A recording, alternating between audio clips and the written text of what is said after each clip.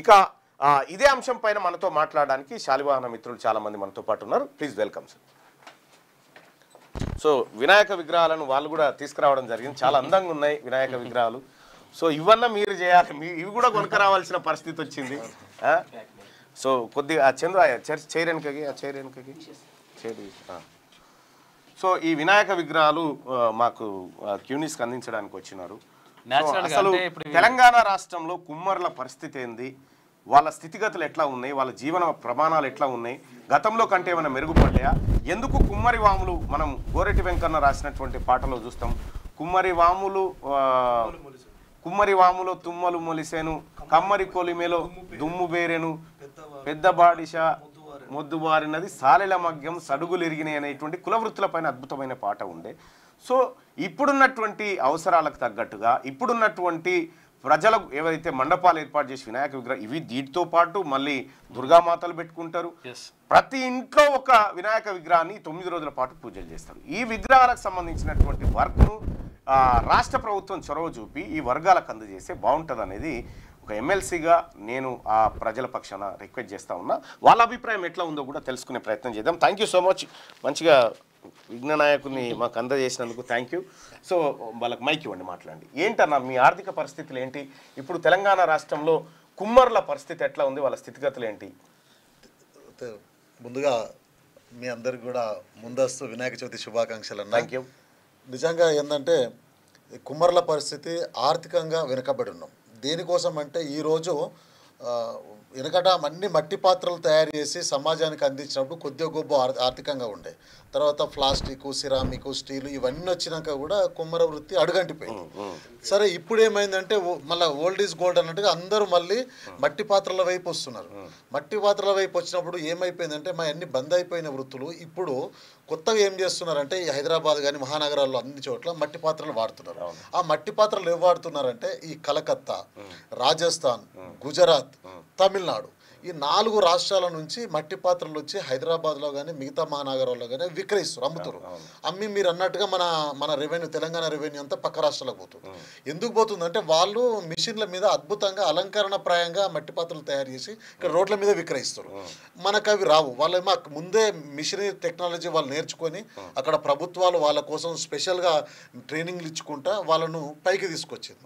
ఇప్పుడు ఆ ట్రైనింగ్ ఏవైతే ఆ మట్టి పాత్రల తయారీ ఏవైతే ఉందో దాన్ని ఆధునీకరిస్తూ మిషన్ల మీద మాకు కూడా ఇక్కడ ఉన్న తెలంగాణ కుమ్మర్లకు ట్రైనింగ్ ఇచ్చి ప్రభుత్వం వాళ్ళకి ఆర్థిక సాయం అంటే మిషన్లు ఇట్లా అందించినట్టయితే ఈ పక్క రాష్ట్రాల నుంచి ఏవైతే వస్తున్నాయో మట్టి పాత్రలు, గిన్నెలు కానీ, జగ్గులు కానీ, గ్లాసులు కానీ, టీ కప్పులు కానీ ప్రతిది కూడా ఇక్కడ తెలంగాణలో ఉన్న ప్రతి గ్రామంలో కుమ్మర్లు చేసి ఈ రెవెన్యూను మనం ఆర్థికంగా అంటే మన రెవెన్యూను మన కుమ్మరులకే అందిస్తే ఆర్థికంగా ఈ కుమ్మరుల బతుకు ఎదుగుతుంది అనేది ఈ వ్యాపారంలోకి తీసుకురావాల్సినటువంటి అవసరం అయితే ఉండే కుమ్మరులను. ఎందుకంటే మనం కొత్తగా సృష్టించాల్సింది ఏమీ లేదు. ప్రజలే డబ్బులు పెట్టి కొనుక్కుంటున్నారు. ఆ పని ఏదో వీళ్ళకి అప్పచెప్పి వీళ్ళకి కొంత ప్రొటెక్షన్ ఇవ్వగలిగితే, సో కొంత శిక్షణ ఇవ్వగలిగితే ఒక మంచి ఏది ఈ జాతి మొత్తం సంపూర్ణంగా అంటే ఇప్పుడు వాస్తవానికి కుమ్మరాముల పరిస్థితి మా ఇంటి చుట్టూ, మా ఊర్లో మా ఇంటి చుట్టూ కుమ్మరోలే మొత్తం ఇళ్ళన్నీ. ఒకటి మా కుమ్మరి పోసే మామ అని ఉంటుండే, ఆయన ఆమె పెడితే ఆ కుమ్మరాం మంటలు ఇట్లా లేచేది. ఓ 4-5 రోజులు అది కాలేది. ఆ కుండలు చేసే కార్యక్రమం కల్లారా ప్రత్యక్షంగా చూసినటువంటిది. మా చుట్టూ ఆ కుమ్మరి ఆయన కానీ, ఆ తర్వాత బాలనరసింహ కానీ, లేకపోతే శంకరయ్య కానీ వీళ్ళందరూ కూడా ఈ వృత్తి చేసుకొని బతికాడు. ఈ రోజు కూడా పెళ్లి చేసుకుంటే ఐరన్ కుండలు అంటే పట్నంలో బతుకుతున్నటువంటి కుమ్మరోలు మళ్ళీ ఇంటికి వచ్చి ఐరన్ కుండలు పెట్టే పరిస్థితికి వచ్చింది. అంటే గ్రామీణ ప్రాంతంలో వాళ్ళ ఉపాధి కంప్లీట్గా దెబ్బతినడమే దీనికి ప్రధాన కారణం. గ్రామీణ ఆర్థిక వ్యవస్థ ఎప్పుడైతే పకడ్బందీగా నిర్మాణం అవుతుందో ఈ దేశం ముందుకు పోతుంది అనేది మనకున్నటువంటి అవగాహన. కాబట్టి సర్వే నివేదికలు కూడా ఇవే చెప్తా ఉన్నాయి. కాబట్టి తెలంగాణ ప్రభుత్వం ఈ గ్రామీణ కుల వృత్తులకు సంబంధించి ఈ పండుగలు ఏవైతే ఉన్నాయో వీటిని అటాచ్ చేయడం ద్వారా రాష్ట్ర ప్రభుత్వానికి ₹1 ఖర్చేం లేదు. సింపుల్గా మీరు ఏదో కార్పొరేషన్లు పెట్టి ఏదో చేసి వాళ్ళకు లోన్లు ఇస్తామని అది కాదు. వాళ్ళకు ఉపాధి శిక్షణ ఇవ్వండి. వాళ్ళకు ఉపాధి శిక్షణ ఇస్తే మనకి ఎట్లాగో స్కిల్ యూనివర్సిటీ పెట్టుకున్నాం. ఆ స్కిల్ యూనివర్సిటీలోనే కుమ్మరులందరినీ సేకరించి వాళ్ళకు కోర్సు నేర్పించండి. తర్వాత వాళ్ళకు కనుక మనం లోన్లు ఇచ్చి మిషన్లో ఈ అద్భుతమైన తయారీ కార్యక్రమాలు చేపట్టి వాళ్ళకు మార్కెటింగ్ ఏరియాను కనుక చూపించగలిగితే చాలా అద్భుతమైనటువంటి ఫలితాలు ఉంటాయి. రాష్ట్ర ప్రభుత్వానికి కూడా మంచి పేరు వస్తుందని నేను చెప్పదలుచుకున్నాను. ఇంకా భయ్యా ఇంకోటి ఏంటంటే ఇప్పుడు ఈ అయితే మన రాష్ట్రంలో కానీ దేశంలో కానీ పర్యావరణాన్ని కాపాడాలనేది అందరి ఆలోచన. కానీ ముఖ్యంగా పర్యావరణాన్ని కాపాడేది కుమ్మరే. ఎందుకంటే మట్టి పాత్రలు ఎంత మంచి మట్టి పాత్రలు అందించి పర్యావరణానికి అనుగుణంగా ఆరోగ్యానికి అనుగుణంగా ఇలా మట్టి పాత్రలో వండుకుంటే ఒక 40 ఏళ్ళ ముందు వెళ్తే ఇప్పుడు కాదు 40 ఏళ్ళ కింద చాలా రోజుల క్రితం ఎస్లనేగా వండేది. అన్ననే కూర చేసుకునేది, అన్ననే కలుపుకొని తినేది. ఎంత కమ్మగా ఉంటుండే కూరలు వండితే కూడా. అన్న 40 ఏళ్ళ ముందుకెళ్తే 40 ఏళ్ళ ముందుకెళ్తే అన్న 40 ఏళ్ళ ముందుకెళ్తే ప్రతి గ్రామంలో ప్రతి ఇంట్లో కుండలనే అన్నం ఉండేది, కూర కుండ ఉండేది. అన్ని గోళాలలో బియ్యం పోసేది, నీళ్లు తాగేది కూడా చిప్పి పెట్టి పంపేది. ఆ రోజు 40 ఏళ్ళ క్రితము ప్రతి గ్రామంలో ఎన్ని దవాఖానలు ఉండే, మండలానికి ఒక దవాఖాన ఉండే. ఆడ కూడా రోగిస్తుంటే రోగాల బండ్లు రాకపోతుంది 40 ఏళ్ళ కింద. ఇప్పుడు కుండలు బంద్ అయిపోయినాక 40 ఏళ్ళ తర్వాత ప్రతి గ్రామంలో గల్లికి ఎన్ని దవాఖానలు వచ్చినాయి. వీటన్నిటికి కూడా మట్టి పాత్రల వాడకం తగ్గినాకనన్నా. ఉదాహరణ ఏంటంటే ఈరోజు మట్టి పాత్రలో కుండలలో నీళ్లు పోస్తాం, ఫ్రిడ్జ్లో నీళ్ళు కాకుండా కుండలో నీళ్ళు తాగితే ఆరోగ్యానికి మంచిది అంటాం. కానీ ఆ కుండ ఏం చేస్తుందన్న, మీరు బాగా ప్రతి ఒక్కరు కూడా గమనించండి. మీ ఇళ్లలో కుండలో నీళ్లు పోసినాక నీళ్లు చల్లగా ప్యూరిఫై అవుతాయి, మంచిగా శుభ్రమై నీళ్ళు తాగుతాం. నీళ్ళు తాగినాక చూడండి అన్న, నీళ్ళు అయిపోయినాక కుండలు ఇట్లా అనండి, ఇట్లా అంటే దాని పొడుతంతా వండొస్తుంది.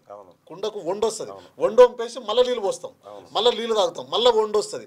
ఆ వండేందంటే నీటిలో ఉన్న ఈ మలినాలను కుండ దాంట్లో తీసుకొని దగ్గర పెట్టుకుంటుంది. అది మట్టి పాత్ర యొక్క గొప్పతనం. దగ్గర పెట్టుకొని మంచి వాటర్ నీళ్ళను మనకి ఇవ్వడం ద్వారా ఆరోగ్యంగా ఉండి, అంటే నీటి లోపల ఉన్న మలినాలను కూడా కుండల నీళ్ళు తాగినప్పుడు కాళ్ళ నొప్పులు లేవు, ఏ నొప్పులు లేవు, ఏవి లేవు. ఇప్పుడు ఎక్కడెక్కడ ఫిల్టర్ వాటర్ తాగుతా ఉన్నాం, అనేక నొప్పులు, థెరపీలు, బీపీ షుగర్లు అన్ని కూడా అల్యూమినియం పాత్రలు ఉండటం వల్ల వస్తున్నాయి. కూరగాయలు కానీ మళ్ళీ చెప్పు. పేదోని ఫ్రిడ్జ్ కుండ, అందులో కూరగాయలు కానీ ఏవి కానీ పెట్టుకో. ఒకప్పుడు పేదోంది, ఇప్పుడు పేదోంది కాదు, పెద్దోంది కూడా అదే. ఇప్పుడు మానవ మనుగడ ఎక్కడైతే మొదలైందో, అక్కడ నాగరికత ఎక్కడైతే మొదలైందో కుమ్మరి పాత్రతోటే మొదలైంది. కుమ్మరి పాత్రతో మొదలైంది. ఈ మనుగడలో చాలా వరకు కొత్త కల్చర్లో కొట్టుకుపోయింది. కానీ మళ్ళీ తుదిగా ఇప్పుడు మళ్ళీ మట్టి పాత్రలకే కొత్త పెద్దపీట వేసే అవకాశం ఉంది గవర్నమెంట్లో, వేయాలి. మా కుమ్మరి కుల వృత్తులు కూడా సో చాలా మంది తగినంత వరకు కూడా మీరే కాదు, నేను కూడా చాలా ఒకసారి జరగండి. చాలా మంది లైవ్ చూస్తున్నటువంటి వ్యూవర్స్ కూడా మీరు ఎప్పుడైనా ఈ కుండలలో బాబు మా దోస్తు పెళ్ళికి కుమ్మరి పిల్లగాడు బాబు మా దోస్తు పిల్ల దొరకలేదటనా, పెళ్ళికి పిల్ల దొరకలేదు కుమ్మరు. ఎప్పుడైనా మీరు ఈ కుమ్మరి కుండలు అంటే చేసినటువంటి కుండలో కూర కానీ అన్నం కానీ తిన్నారా? ఎంత అద్భుతంగా ఉంటుందంటే కుమ్మరి సట్టి పాత్ర, కుండ బిర్యానీ, కుండలో ఆరబెట్టినది కలి కుండలో ఆరబెట్టుకొని కుండలో కలి స్టోర్ చేసుకొని దాన్ని కుండలో వండుకొని ఆ వార్సి తిన్న బువ్వ 3 రోజులు కూడా వాసిపోతుంది, కరగు కాకపోతుండే. కరెక్ట్, అది వాస్తవం. విషయం ఏంటంటే మనిషి జీవితంలో 3 ప్రధాన ఘట్టాలు ఉంటాయి. ఒకటి ఏంటంటే అన్న కుండలో గట్క తాగిన నేను తిన్నాం, నేను ఇప్పటికీ కుండనే వాడతా అని చెప్పి అంటా ఉన్నాడు ఆయన. అయితే ఆ కుండలు మనలు చేసిన కుండలు కాకుండా పోయినాయి. అవన్నీ ఇప్పుడు దిగుమతి అవుతున్నటువంటి కుండలు, కుండ కిచెన్లు వచ్చినాయట. తాటి చెట్లకు లొట్లుగా కడతామన్నా అని చెప్పి గౌడ్ సాబ్ అంటా ఉండు, మేము తిన్నామన్నా అని చెప్పాను. చాలా అద్భుతంగా ఉండే ఆ రోజు. ఇంకోటన్నా కుండలో ఇప్పుడు ఈత చెట్లకు కానీ తాటి చెట్లకు కానీ అంటే లొట్లు కట్టినప్పుడు దాంట్లో కొన్ని కందిరిగలు అవి పడతాయి అన్న. పడ్డప్పుడు ఆ గౌడన్న కూడా మన ముందే అందరు ఉన్నప్పుడే లొట్టి తెచ్చి ఇట్లా తీసి అటు పక్క కొట్టి మళ్ళీ మనకు కళ్ళు పోస్తాడు. మరి అది కళ్ళులో ఈగలు పడ్డాయి ఇవ్వడ్డాయి అని మనం కళ్ళును చేయము, ఎందుకంటే విషం కాదు. ఎందుకంటే ఏదైతే కీటకాలు పడతాయో అవి చనిపోయినా కూడా వాటి యొక్క అణువులను కుండ తీసి లొట్టి దగ్గర పెట్టుకుంటుంది, దాని అంచుకు కుండ కానిపోతే అంత ఉంటుంది. సైంటిఫిక్ గా ఆలోచించి కట్టింది అది, వస్తుంది కాదు ఆ కుండ అనేది. సో ఇప్పుడు అన్నమే తిన్నామన్నా చిన్నప్పుడు కూరాట్లో అన్నమే తిన్నాం ఎస్ అని చెప్పారంటారు ఎస్ తిన్నాము చాలా మంది తిన్నారు మా అమ్మమ్మ ఇప్పటికి తింటుంది కుండలో అందుకే అమ్మమ్మ అయింది మంచిగా ఉంది ఏ బాధ లేకుండా అన్న ఇలాంటి హాస్పిటల్ అవసరం కుండలో భోజనం చేస్తే కుండలో కూర వండుకుంటే ఆరోగ్యం బాగుంటది ఎలాంటి దవాఖానలకు పోవాల్సిన పని ఉండదు గోళీల పని కూడా ఉండదు వీళ్ళకి సో సగం బాధలు పోతాయి అన్న కళ్ళు కుండ చికెన్ కూడా చేస్తారు అని చెప్పి చెప్తా ఉన్నారు నేను మా గ్రామంలో జీవితంలో కుండ చాలా ప్రాధాన్యమైందన్న పుట్టినప్పుడు కుండనే కాదు అప్పుడు గోళాలు కూడా దాంతోటే తయారు చేసేది గోళాలు కాగులు ఇవన్నీ తయారు చేసేది అంటే ధాన్యం నిలువ ఉంచడానికి కూడా ఈ కాగులను తయారు చేసి పెట్టేది సో పురుగు పట్టకపోయేది కుండలో పెడితే చాలా అద్భుతంగా ఉండేది కుండ జీవితమే ఐరన్ కుండల కాడి నుంచి మొదలు పెడితే అసలు ఎక్కడో ఓ చోట ప్రతినిత్యం మన జీవితంతో ముడిపడి ఉన్నటువంటి మనిషి జీవితంలో 3 ఘట్టాలు ఉంటాయి ప్రధానంగా ఒకటి పుట్టుక రెండోది పెళ్లి మూడోది చావు పుట్టుకనే మాయముంత పెళ్లికి ఐరన్ కుండలు తర్వాత తలగొరి 3 కుండలు తలగొరి మనిషి జీవితంలో మూడు ఘట్టాలే ప్రధానం నాగరికత నుంచి అప్పట్లో ఇల్లు కడితే ఊర్లో పెంకుటిల్లు కట్టినప్పుడు పెంకలే పెంక కుమ్మరిదే లోపల ముంత దూడ అని పెడుతుండే అందులో పైసలు దాచి పెడుతుండే తర్వాత పెట్టెలు అలమారీలు వచ్చినాయి అవి నా చిన్నతనంలో మా ఇంట్లో ముంత దూడే అన్న దాంట్లో చాలా పెట్టేది పెట్టెలు లేవు మా ఇంట్లో పెట్టి అసలు లేదు అదే మనకి ఎస్బీఐ అదే మనకి ఐసిఐసిఐ అదే మనకు లోపల అరలు ఉంటుండే అది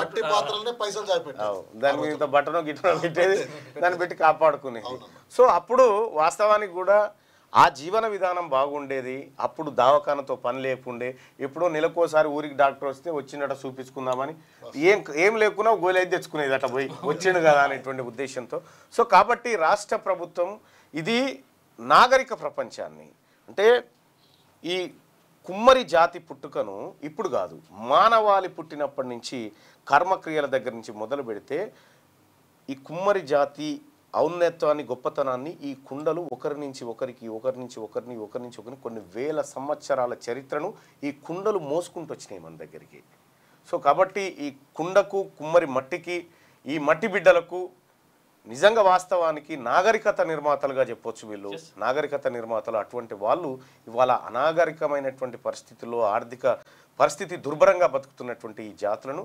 100% పైకి తేవాలి రాష్ట్ర ప్రభుత్వానికి మేము చేస్తున్నటువంటి రిక్వెస్ట్ ఒకటే సో ఈ వినాయక విగ్రహాల సమయంలో కానీ లేదంటే ఇంకా మన దగ్గర సంక్షేమ హాస్టళ్ళు ఇంకా రకరకాలైనటువంటి వీటికాడ మనము స్కిల్ యూనివర్సిటీలో వీళ్ళకు ప్రత్యేక శిక్షణ ఇచ్చి వీళ్ళను అటువైపు శిక్షణ ఇచ్చి అటు తీసుకొస్తే అవన్నీ తయారు చేసి అదొక వ్యాపారంలోకి వస్తారు వాళ్ళ జీవితాలు బాగుపడతాయి సో ఇప్పుడు రాష్ట్ర ప్రభుత్వం చేయకపోవచ్చు కానీ రేపు బీసీ ప్రభుత్వం అయితే ఖచ్చితంగా ఇలాంటి ఒక గొప్ప స్కీమ్ను తీసుకొచ్చి మళ్ళీ కుమ్మరులు కూడా వాళ్ళ కాళ్ళ మీద వాళ్ళు బ్రతికి వ్యాపారస్తులుగా మారడానికి ఖచ్చితంగా బీసీ ప్రభుత్వం ప్రయత్నం చేస్తుంది థ్యాంక్ యూ సో మచ్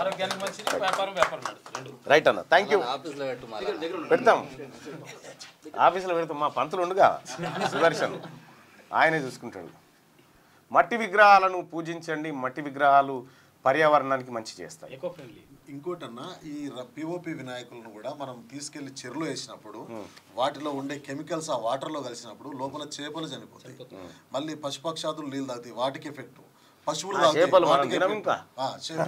అన్ని రకాలుగా ఉంటుంది నీళ్లు కూడా పొలాలకు వెళ్తాయి పొలాలకు వెళ్ళినప్పుడు పంటకు కూడా ఎఫెక్ట్ అన్ని రకాలుగా ఈ ఒక పాయింట్ అన్న పర్యావరణ ప్రేమికులు చాలా మంది కార్పొరేట్ కంపెనీ వాళ్ళు కానీ చాలామంది అంటే తెలివి ఉన్న వాళ్ళు మేధావంతులు అందరూ ర్యాలీలు తీస్తున్నారు కానీ ఇటువంటి ఆపర్చునిటీ ఒకటి వస్తుంది పర్యావరణాన్ని రక్షించడానికి దీన్ని యూటిలైజ్ చేసుకోండి ఇది అంటే ఒకంత భాగమే ఇలాంటివి చాలా వస్తుంటాయి అలా ర్యాలీలు చేయడం అవేర్నెస్ క్రియేట్ చేయడం మంచి పద్ధతే ఇలాంటి అవకాశాన్ని కూడా వినియోగించుకోవడం కూడా ఇంకా మంచి పద్ధతి అని నా అభిప్రాయం గ్రేట్ కుమ్మర్లకి శిరస్సు వంచి నమస్కరిస్తా ఉన్న ఈ జాతి పరిరక్షకులు మీరు thank you so much right అన్న థ్యాంక్ యూ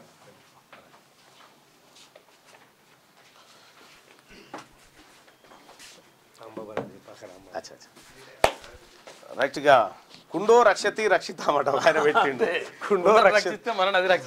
కుండో రక్షతి రక్షితాం ఇక్కడ అందరూ మిమ్మల్ని రాజీనామా చేయమని ఎందుకు అడుగుతున్నారు ఏమో మరి నాకు తెలియదు వాళ్ళని అడగాలి మీరు ఎందుకు రాజీనామా చేయమంటారు అనేది నేను చేయాల్సి వచ్చినప్పుడు మీకు చెప్తా కదా ఏం చేస్తా అనేది